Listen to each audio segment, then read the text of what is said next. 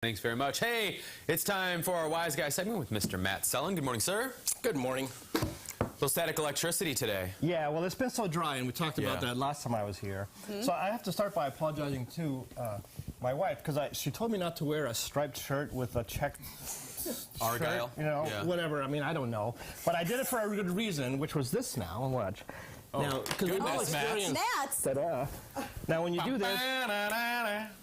do this, right, you know that when you take your sweater off or anything off in the winter like this, you can hear it, and then your hair stands up, and it's really uncomfortable sometimes, right? And you get these little sparks.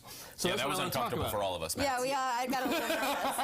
Hey, I'll have you know, this is a very nice shirt. Okay, so anyways, the static electricity happens because different kinds of insulating materials, and most things are insulators, which means that charge don't move in them very easily, but they like to hold on to charge by different strengths. So if you rub two materials together, one that really likes to grab charge and one that doesn't, the charge will go to the one that likes to grab it from the one that doesn't. Right. So that's why when you walk on the carpet in your socks, you rub your socks against the carpet, you pick up charge because your socks like the charge more than the carpet does. Okay, so that's the idea. So I discovered a couple of things yesterday. I was playing around that you can do at home with static. You might as well have fun with it, right? Since we're in the winter anyway. So if you just have some styrofoam plates and some pie plates, you can do some neat experiments.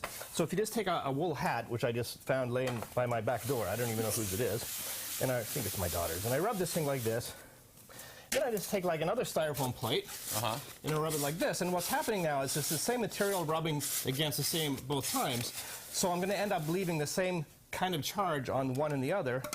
And so now, well, here, you try it. Hold this. You rub it, all right, and then you just try to make that.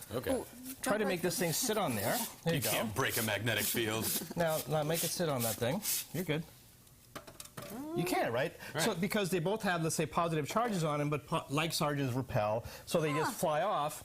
And what's sort of interesting is that now if I just do the same thing, if I rub it again, so now I'm putting a bunch of positive charges on here, let's say, just take this pie plate.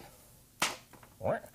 Now, these things are, they're really stuck together, okay? So what happens there is because pie plate is made of aluminum, which allows charges to move, the positive charges on here repel all the positive charges here, which then go and sit on the outer edge. Actually, it's the electrons that move the other way, but that's okay. And so this thing now, actually, you have the negative on one and the positive on the other, and they attract and they stick together like this. Wow, that's cool. So I found one really good thing that you can try at home.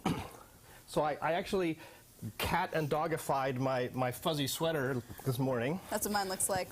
Yeah. So we have a lot of pets, right? And so a great way to get staticky is a lint roller, I discovered. Okay. So if you take a lint roller and you just kind of go like this, I'm rolling, hairs off of my thing now.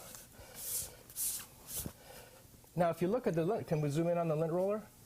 Oh, you can see how Do you see the hair standing up on end? It's sort of like when you do those static electricity experiments you see at the science center where the little kid touches it and their hair. It's exactly what's going on here.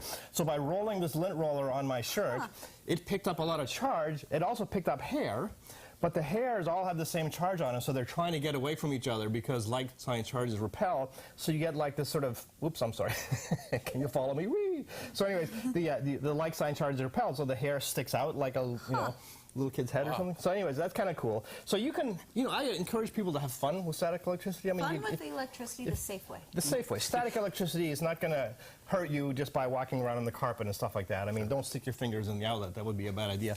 Ill-advised. But static electricity is it's just it's much safer than that. So anyways, play with it, and as long as you have to deal with it in the wintertime, you might as well do some experiments. That's what I think. Very cool. All right, Matt, thanks very much. We appreciate it. All right. More of The Morning Show next.